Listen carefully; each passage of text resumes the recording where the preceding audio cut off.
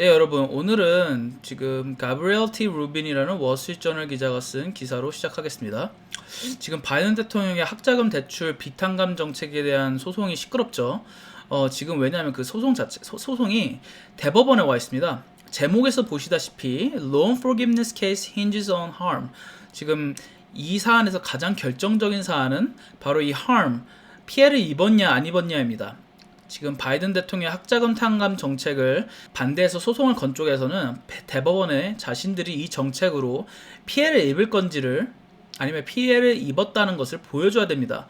지금 이 소송의 그 주요 쟁점은 바로 바이든 대통령과 미국 교육부가 그들의 법적 권한을 넘기면서 코로나 팬데믹 비상 상황을 이유로 대규모 비탄감 정책을 시행했다고 하는데, 이 쟁점으로 넘어가기 전에 가장 먼저 해야 될 것이 바로 이들이 이 정책으로 인해서 피해를 입을 것인지 아니면 입었는지 그것을 법원에 보여줘야 되는 겁니다.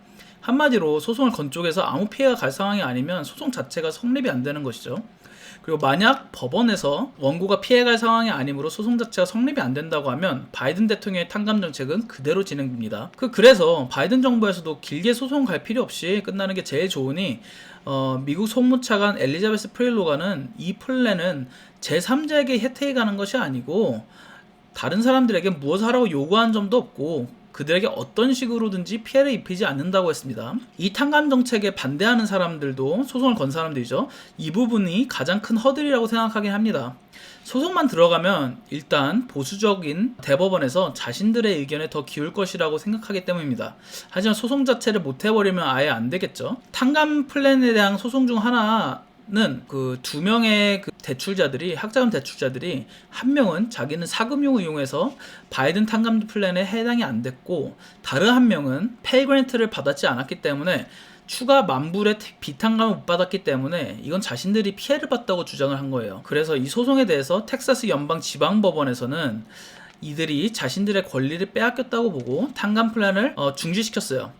그리고 바이든 정부는 연방 항소법원 여기서 항소를 했지만 이들이 텍사스 지방법원의 결정을 되돌리는 걸 거부했어요. 그리고 지금 이것을 바이든 정부는 수프림 코트 대법원에 상고를 했습니다. 그리고 이 지금 케이스 자체가 다른 미국 6개 주에서 바이든 플랜은 자신들의 세금에 영향을 끼친다는 이유를 든 공화당 인사들의 소송과 합쳐져서 지금 진행되고 있어요. 뭐 이게 그리고 좀 없었던 것도 아니에요. loan forgiveness, 이 비탄감이라는 것이 뭐 없던 정책이 아니라 원래 있던 정책입니다. 지금 이게 왜 문제가 되냐면 바이든이 좀 크게 바꿨죠. 좀 크게 손을 댄 거죠. 한마디로 뭐 한국에서 뭐 연금 개혁한다고 하는데 이제 그 연금을 손보면은 이제 사람들이 엄청 놀라듯이, 원래 연금이 없던 게 아닌데 갑자기 손본다 그러면 놀라듯이 지금 바이든 케이스도 그런 것 같아요.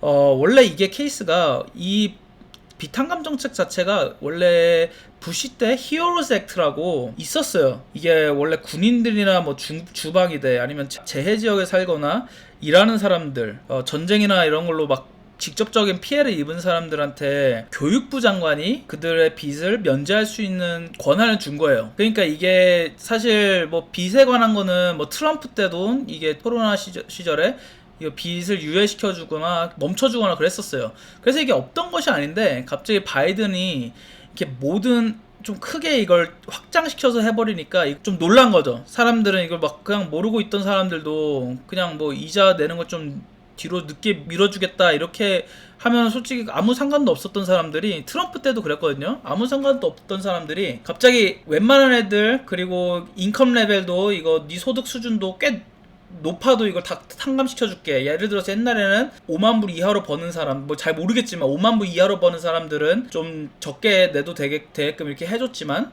이제는 탕감도 해주고, 지금은 이제 막 8만 불까지 버는 사람들까지 뭐 10만 불 이상 심지어 버는 사람들까지도 다 forgive 해준다니까 솔직히 좀 배 아프죠. 솔직히 말해서 이거 듣는 사람 입장에서 배 아픈 경우가 많은 거죠. 벌써 갚은 사람들도 있었겠고, 핏돈 싸면서 어떤 사람들은 뭐 대학에 못 가가지고 이걸 못 쓴 사람도 있을 테고, 그런 사람들 입장에서는 여기 보듯이 누군가가 가졌던 거를 쟤네들도 받아야 되거나 아니면은 그 자기네들도 못 받으면 다른 사람들도 못 봐야 된다는 그 심리가 작용됐다고 생각하는 사람들이 많아요. 그래서 지금 이 대법원에서 지금 심사를 앞두고 있는데, 일단은 이게 6월 달에 나온다고 합니다. 결정이 나면.